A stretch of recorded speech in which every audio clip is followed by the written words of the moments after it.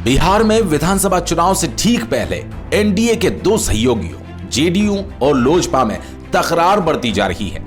JDU की तरफ से लोजपा को 2 टुक लहजे में अकेले चुनाव लड़ने की छूट दे दी गई। पार्टी के प्रधान महासचिव केसी त्यागी ने कहा, अगर लोजपा 143 सीटों पर चुनाव तैयारी कर रही है तो ये उनकी पार्टी का फैसला है। केसी त्यागी ने कहा कि जेडीयू और लोजपा का कभी गठबंधन नहीं रहा है। ऐसे में अगर लोजपा अलग चुनाव लड़ना चाहती है तो ये उनकी पार्टी का फैसला है। केसी त्यागी ने लोजपा को 2 टुक जवाब देते हुए कहा कि जेडीयू के खिलाफ एलजेपी उम्मीदवार खड़े करें, लेकिन जेडीयू और बीजेपी साथ मिलकर चुनाव लड़ेंगे। उन्होंने कहा कि जेडीयू बीजेपी मिलकर चुनाव लड़ेंगे, लेकिन इसका विरोधी जो होगा वो पूरे बीजेपी और जेडीयू के शीर्ष नेतृत्व का विरोधी है।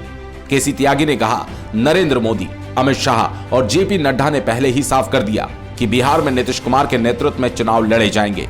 इसीलिए नीतीश कुमार पर ये सवाल उठाने वाले बीजेपी के इस शीर्ष नेतृत्व पर भी सवाल उठा रहे हैं।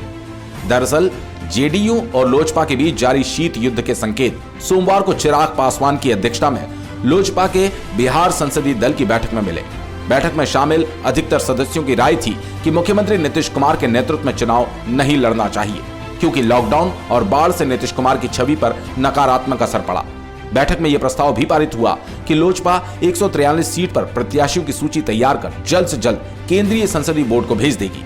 साथ ही बिहार में गठबंधन के बारे में अंतिम फैसला लेने का अधिकार भी बिहार संसदीय बोर्ड ने चिराग पासवान को सौंप दिया। ऐसे में केसी त्यागी के इस बयान के बाद एक बार फिर से दोनों दलों में तल्खी बढ़ती दिखाई दे रही है।